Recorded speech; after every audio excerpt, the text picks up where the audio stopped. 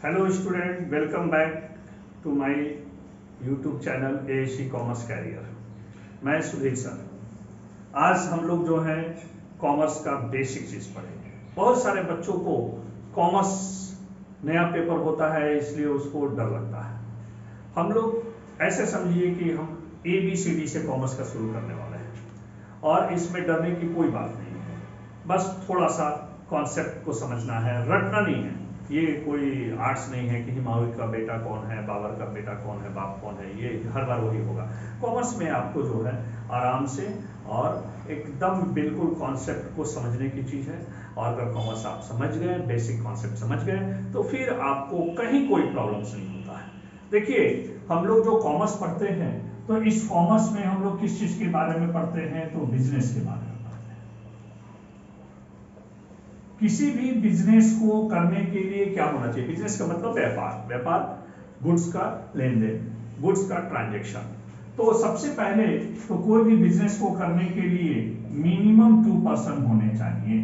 Minimum 2 person means एक debtors और एक क्रेडिटर्स। एक देने वाला होना चाहिए और एक लेने वाला होना चाहिए। Minimum 2 person, debtors and creditors. एक गुड्स देगा तो एक पैसा लेगा। दूसरा पॉइंट इसमें आपको ध्यान देना चाहिए कि उन दोनों के बीच में ट्रांजैक्शन भी होना चाहिए। ट्रांजैक्शन का मतलब लेन देन। जैसे हम दुकान में जाते हैं और गुड्स परचेस करते हैं तो गुड्स लाते हैं और पैसा लेते हैं। तीसरा, आपका मोटिव हमेशा प्रॉफिट होना चाहिए। प्रॉफिट मोटिव, मोटिव लक्ष्य, टारगेट। प्रॉफिट का मतलब यहाँ पैसे वाला प्रॉफिट नहीं। प्रॉफिट मीन्स आपका हमेशा अप्रोच पॉजिटिव होना चाहिए, तभी आप इसको पढ़ सकते हो। तो फिर से देखो एक बार आप लोग, सबसे पहला पॉइंट ध्यान देना है, बिजनेस करने के लिए मिनिमम 2 पर्सन होने चाहिए। दूसरे में ट्रांजैक्शन होना चाहिए, उनके बीच में लेन देन होना चाहिए और हमेशा पॉजिटिव सोचो। जैसे देखो, आप एक ग्लास है और इस ग्लास में हाफ पानी है, वाटर है। बहुत सारे स्टूडेंट इसको कहते हैं आधा ग्लास खाली है, बहुत सारे स्टूडेंट इसको कहते हैं आधा ग्लास भरा हुआ है। जो पॉजिटिव सोच रखते हैं वो कहते हैं हाँ आधा ग्लास भरा हुआ है, अभी प्यास लगा है, हम पहले आधा ग्लास पानी तो पी लें, उसके बाद से फिर और पानी की तलाश करेंगे। बस यही सोच यहाँ आपको रखना है, पॉजिटिव। हमेशा अप्रोच आपको पॉजिटिव रखना है। हम लोग जो ये पढ़ते हैं कॉमर्स, इसमें जनरली किस चीज के बारे में पढ़ते हैं? Book keeping.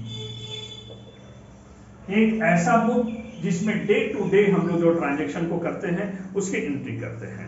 अब आप बोलोगे कि ऐसा क्यों करते हैं?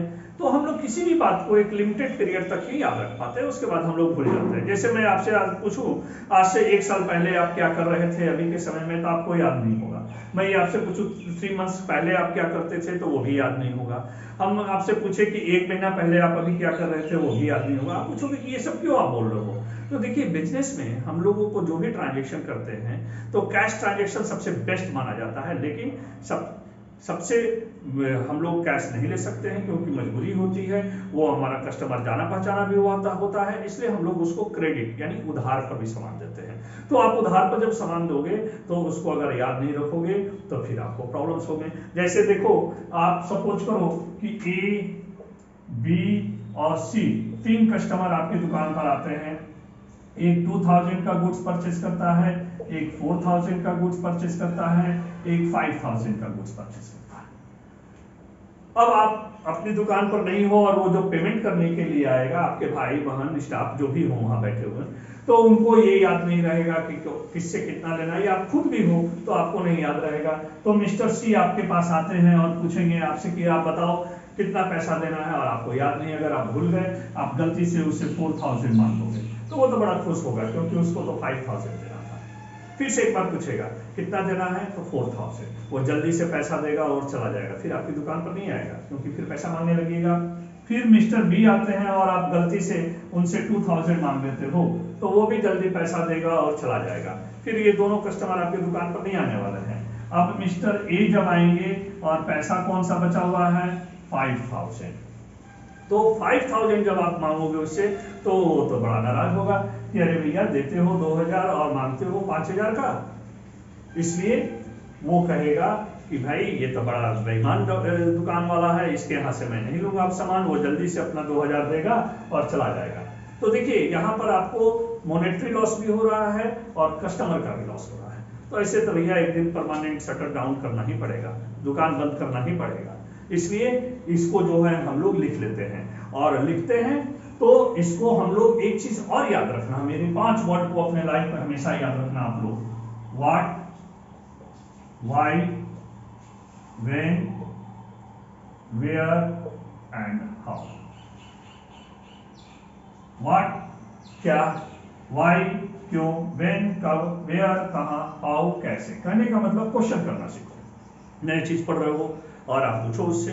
जैसे अगर मान लो कि आप लोग में से कोई पंडित जी हो और वो नॉनवेज नहीं खाते हो, और मंचूरियन और चिकन चिल्ली दोनों तो एक ही जैसा लगता है, ग्रेवी भी उसका एक ही तरह से प्रिपरेशन किया जाता है, और कहीं गलती से पंडित जी को चिकन चिल्ली खा लिए तो उनका धर्म भ्रष्ट हो जाएगा भाई। इसलिए एक बार उनको पूछना चाहिए कि भैया ये बताओ कि ये जो है क्या है, क्यों है, कैसे है, कब से है, कहां से है। कहने का मतलब क्वेश्चन करना सीखो। और पहले जो हम लोग अकाउंट्स को इसको मेंटेन करते थे, लिखते थे, उस सिस्टम को हम लोग करते थे single entry system. Single entry system. Single entry system में क्या होती है कि हम लोग एक ही एंट्री, मुनीम जी का वही खाता जो आप देखते हो ना, रेड कलर का बुक होता है और येलो कलर के उसके पेजेस होते हैं, और वो पैड की तरह खुलता है, कॉपी की तरह ऐसे नहीं, पैड की तरह खुलता है। और मुनीम जी उस पर जो भी पैसा रिसीव करते हैं, जो भी पेड करते हैं, वो सबको उस पर लिखते हैं। तो पेड, रिसीव जो भी हुआ, paid to Ram, receive from Shyam,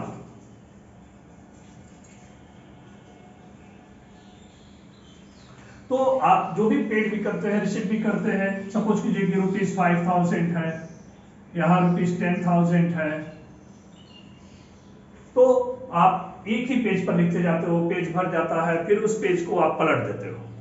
फिर आप कुछ दिन के बाद जाओगे, मुनीम जी मेरा हिसाब किताब कर दो। उस दिन तक मुनीम जी पूरी पोथी पत्र अपना भर दिए हैं। सपोज करो आप 6 मंथ के बाद जाते हो, इस बीच में आप बहुत बार गुड्स भी लिए होगे और बहुत बार पैसा भी दिए होगे आप। तो ऐसे केस में क्या होता है कि आपको जो मुनीम जी को याद नहीं रहेगा, मुनीम जी पेज पलटना शुरू करते हैं, कहीं गलती से 2 पेज पलट गया, तो यहां पर वो आपको लॉस हो जाएगा, या मुनीम जी दिए होंगे तो उनको लॉस हो जाएगा। कहने का मतलब कि ये सिस्टम अपने आप में परफेक्ट नहीं है।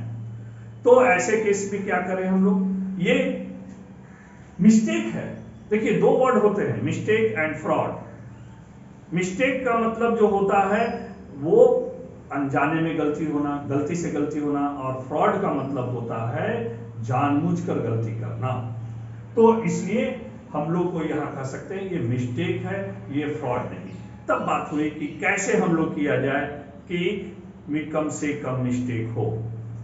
आपको ये चीज का ध्यान रखना है कि कम से कम मिस्टेक हो, इस बात का ख्याल रखना है कि आपको हम सिंगल एंट्री सिस्टम। अब सिंगल एंट्री सिस्टम में मिस्टेक्स होते थे, तो हुआ कि कुछ ऐसा किया जाए कि कम से कम मिस्टेक हो।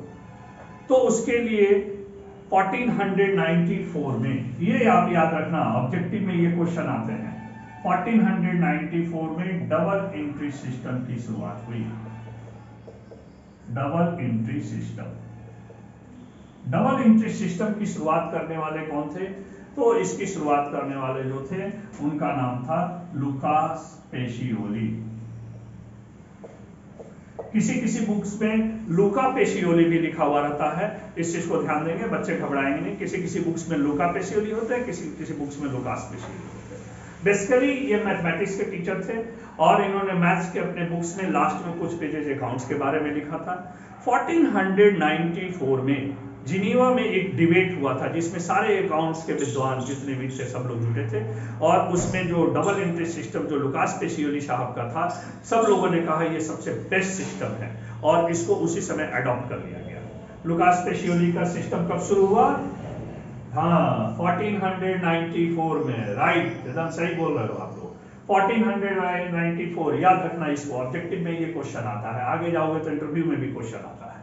तो इन्होंने क्या किया कि डेबिट को अलग और क्रेडिट को अलग लिखने लगा। डेबिट को अलग और क्रेडिट को अलग। डेबिट को शॉर्ट में डीआर और क्रेडिट को शॉर्ट में सीआर। डेबिट को लेफ्ट साइड और क्रेडिट को right side.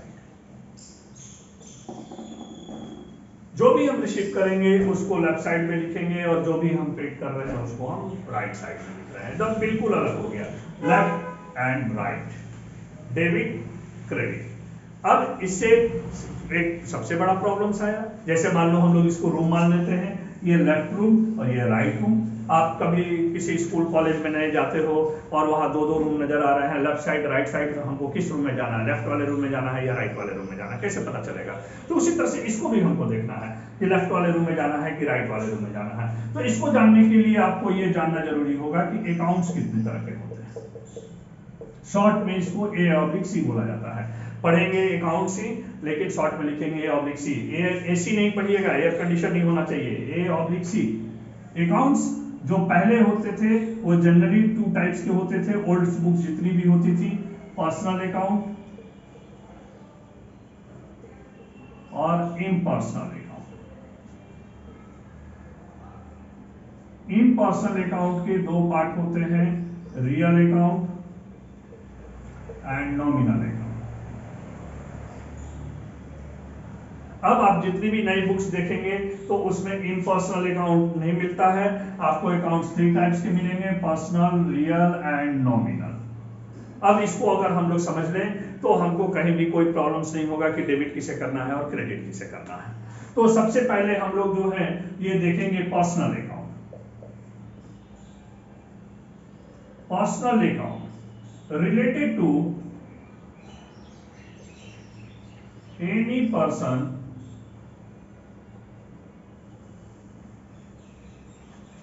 firms and companies. For example, any person, कोई भी पर्सन, राम एपस्ट्रॉफी एस लगा लीजिएगा अगर अकाउंट लिखिएगा तो, राम से अकाउंट, राम का अकाउंट होता है, राम अकाउंट नहीं होता, राम का अकाउंट होता है। D Lal and sons, D Lal and sons account, ABC company limited bank account, capital account, किसी भी पर्सन से रिलेटेड या पर्सन का ग्रुप मिल जाए, वो फर्म बन जाए, पार्टनरशिप फर्म हो जाए या कंपनी हो जाए, उसको पर्सनल अकाउंट कहते हैं। सेकंड, रियल अकाउंट, जिसको आप टच भी कर सकते हो, देख भी सकते हो, या आप इसको ऐसे कर सकते हो, related to any assets and properties,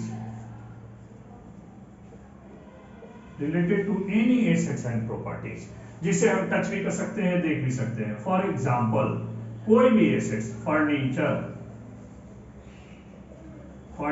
account, machinery account, land account, building account, cash account, इस तरह से बहुत सारी चीजें हो सकते हैं जिसको हम टच कर सकते, देख सकते हैं। देखो, फर्नीचर को आप टच करते हो, बिल्डिंग को टच करते हो, पैसा कैश को टच करते हो, ये रियल अकाउंट्स का पार्ट हो जाता है। और तीसरा जो पार्ट होता है वो होता है नॉमिनल अकाउंट। नॉमिनल अकाउंट जिसको हम टच भी नहीं कर सकते हैं, देख भी नहीं सकते हैं, सिर्फ फिक्स कर सकते हैं। Related to any expenses, losses, incomes and gains. जो एक्सपेंस हो, लॉस हो, इनकम्स हो, गेन्स हो, उससे रिलेटेड अकाउंट को हम लोग कहते हैं नॉमिनल अकाउंट। अब इसमें आपको किसको डेबिट करना है, किसको क्रेडिट करना है, ये समझ लो। इसको रूल्स को हम लोग ये भी कहते हैं कि book keeping is science and art. ये गोल्डन रूल भी कहा जाता है, अकाउंटेंसी का गोल्डन रूल भी इसको कहते हैं कि किस, ये साइंस भी है, ये आर्ट भी है। तो आज की क्लास में हम लोग बस इस तीनों रूल्स को देखेंगे। नेक्स्ट वीडियो जो हम बना के आपको भेजेंगे उसमें साइंस और आर्ट क्यों है उसके बारे में हम आपको बताएंगे। लेकिन अभी हम आपको पहले ये बता दें कि इसमें किसको डेबिट करेंगे और किसको क्रेडिट करेंगे। तो personal account, debit the receiver and credit the giver. Debit the receiver and credit the giver. Real account में हो जाएगा debit what comes in and credit what goes out.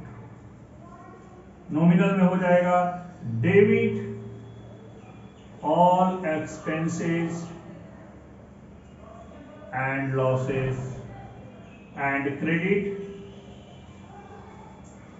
all incomes and gains. फिर से एक बार देख लो, personal account debit the receiver and credit the giver. Real account में debit what comes in and credit what goes out. और nominal accounts debit all expenses and losses and credit all incomes and gains. इसके बारे में next video में हम आपको बताएंगे कि किसको साइंस और आर्ट इसको क्यों कहा जाता है, किसको हम डेबिट करेंगे और किसको हम क्रेडिट करेंगे. आप इसी तरह से मेरा वीडियो को देखते रहेंगे. और जैसा कि मैंने आपको पहले भी बताया, एक बार फिर से बता देते हैं जो मेरा पिछला वीडियो नहीं देख पाए हैं, कि आप मेरे चैनल को ASC कॉमर्स कैरियर चैनल को सब्सक्राइब कीजिए और बेल के बटन को प्रेस कीजिए और अपने दोस्तों को शेयर कीजिए. और मेरा वीडियो अभी आपका कंटिन्यू आते रहेगा. हर 2 दिन पर मेरा एक वीडियो आपको आएगा. अगर आप सब्सक्राइब किए रहोगे तो आप मेरा वीडियो को जरूर देखोगे. और सुधीर सर के साथ पढ़ो. कॉमर्स बहुत ही ईजी है, इसलिए टेंशन नहीं लेने का है. Thank you.